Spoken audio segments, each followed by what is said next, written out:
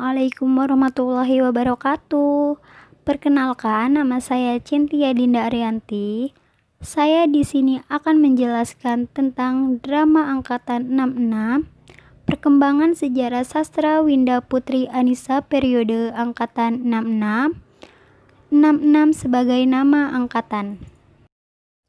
Drama angkatan 66.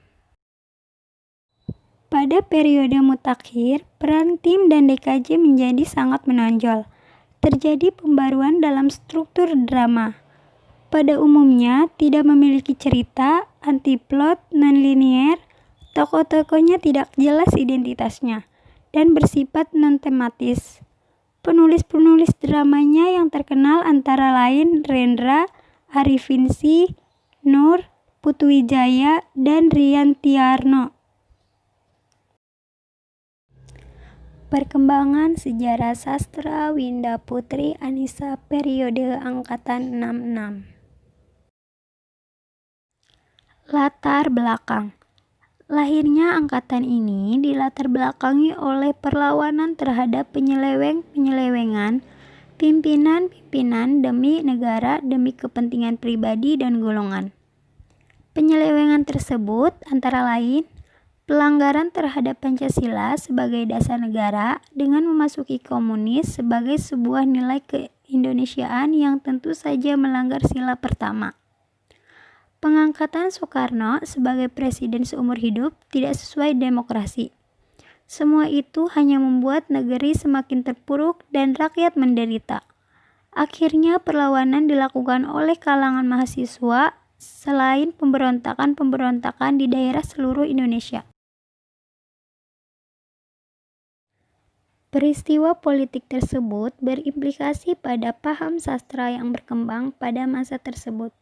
Terjadi dua kutub pemikiran politik yang terkumpul dalam dua kelompok, yaitu golongan penulis yang terkumpul dalam lekra dan para seniman penandatangan manifest kebudayaan.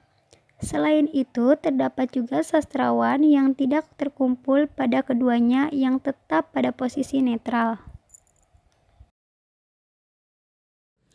Lekra mulanya bukan lembaga budaya PKI, menjadi agresif sebagai salah satu media dalam metode penyerangan terhadap berbagai bidang PKI yang agresif.